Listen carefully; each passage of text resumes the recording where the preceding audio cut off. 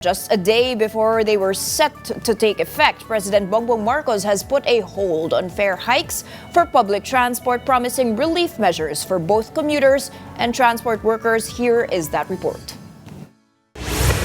Sa aking palagay, dahil nga may problema pa rin tayo dahil sa gera sa Middle East, ay sabi ko siguro hindi ito ang panahon para magtaas ng pamasahe para sa ating mga kababayan.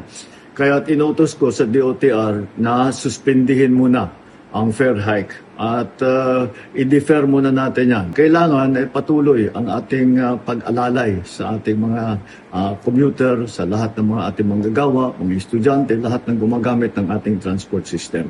This announcement from President Bongbong Marcos came just a day before the scheduled implementation of the fare hikes. The increases were set to cover fares for jeepneys, city buses, airport taxis, and Transport Network Vehicle Services, or TNVS.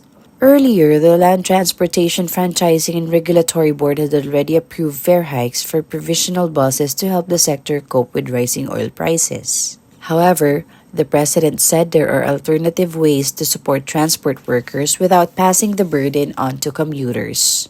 Huwag po mag-alala ang ating mga transport workers dahil mamadaliin po namin, dadagdagan po namin ang suporta sa inyo para naman ay hindi kayo masyadong mahirapan. Ang DOTR ay pinutusan ko na sisimula na ang libreng sakay sa buong Pilipinas at pwede po ninyong gamitin na muna yan para pangbawas gastos sa pang-araw-araw. Commuters and motorists may also see some relief through discounted fares on MRT and LRT lines, as well as reduced toll fees on major expressways. Sa MRT at LRT ay magdidiskwento po tayo doon sa pamasahe. Bukod pa doon, sa mga toll road ay meron din tayong inutos na diskwento para mas maliit na ngayon ang bayad ng taong bayan sa paggamit ng mga toll road. Despite these measures, LTFRB Chair Vigor Mendoza acknowledged that suspending the fare hike may disappoint transport operators, appealing for understanding and patience amid what he described as difficult and extraordinary times. Pero sana intindihin po nila, these are difficult times. These are not simple and ordinary times. At kita naman po nila yung effort ng ating government. It may not be enough, no?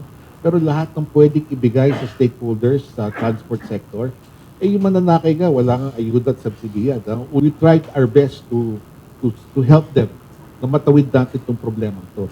So adding this rally, sada gawin nilang tahimik, peaceful, at wag lang nila guluhin yung ibang mananakay sa daan at yung ibang traffic flow, sana tuloy-tuloy lang. On Wednesday morning, just hours before he suspended the fare increases, President Marcos was asked whether he plans to use emergency powers to reduce levies. Oh, that depends. It's a very complicated calculation. We will see. Depends on the trends. We have to watch the trends of on oil prices.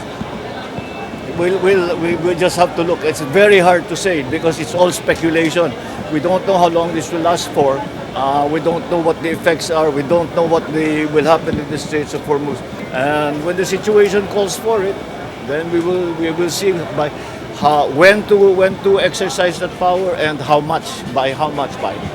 Meanwhile, in an interview with A Big Story, Piston National President Modi Floranda and Manibela Chairman Mar Valbuena said government assistance for drivers remains insufficient.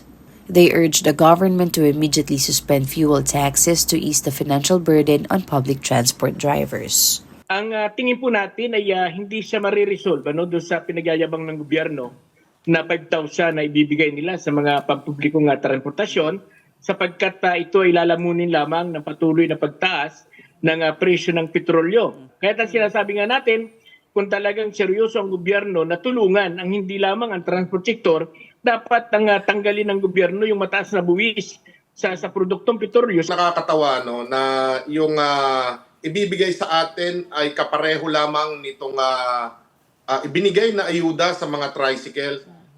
Napakalaki ng konsumo namin kung ikumpara dun sa tricycle, pero yung ibibigay po na subsidy ay kaparehas lamang nitong mga tricycle. Talaga po bang pinag-aaralan po nila itong ibinibigay nilang subsidy sa atin at itong solusyon na sinasabi nila